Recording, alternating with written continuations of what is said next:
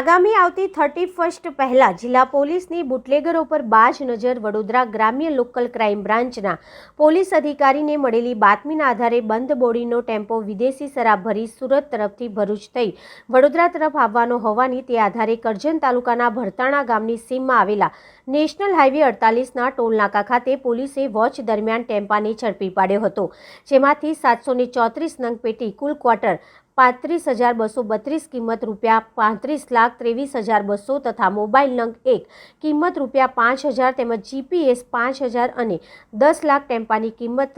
કુલ મળીને 45,33,200ના મુદ્દામાલ સાથે મોટો જથ્થો ઝડપી પાડી સાથે એક ઇસમની ધરપકડ કરી મુદ્દામાલ કબજે લઈ પોલીસે ગુનો દાખલ કરી આગળની કાર્યવાહી હાથ ધરી છે. વડોદરા ગ્રામ્ય લોકલ ક્રાઇમ બ્રાન્ચ પોલીસ દ્વારા મળેલી જાણકારી મુજબ આગામી આવતી 31 પહેલા જિલ્લા પોલીસની બાજ નજર રાખવામાં આવી રહી હતી, ત્યારે PIK પટેલને બાતમીના આધારે LCB પોલીસના હેડ કોન્સ્ટેબલ ભૂપતભાઈ વિરમભાઈની પોલીસ ટીમ દ્વારા પોલીસ અધિકારીની સૂચના મુજબ બંધ બોડીના ટેમ્પો નંબર DL1 GC 2390માં વિદેશી દારૂનો જથ્થો ભરી સુરત તરફથી ભરૂચ થઈ વડોદરા તરફ આવનાર હોવાની જાણકારી મુજબ તે આધારે કરજણ તાલુકાના ભરતાણા ગામની સીમમાં આવેલી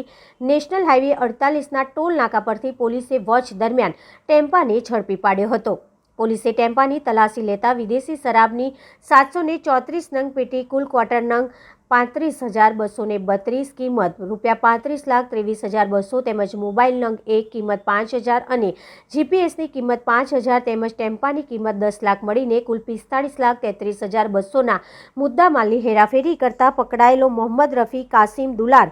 યા ગટ્ટી રહેઠાણ આંબેડકર નગર છાઉટફીટ રોડ ધોબીબાર જૂના હુબલી તાલુકો તેમજ પકડાયેલા વિદેશી દારૂનો જથ્થો ભરેલો ટેમ્પો વિનોદ નામના જે માણસે આપ્યો હતો તે તથા તપાસમાં જણાઈ આવે તેઓ તમામ વિરોધ પોલીસે પ્રોહિબિશન એક્ટ કલમ મુજબની ફરિયાદ દાખલ કરી મુદ્દામાલ કબજે કરી આગળની તપાસ હાથ ધરી છે. ત્યારે પોલીસે મોટા પ્રમાણમાં જથ્થો ઝડપી પાડી મોટી સફળતા મેળવી હતી.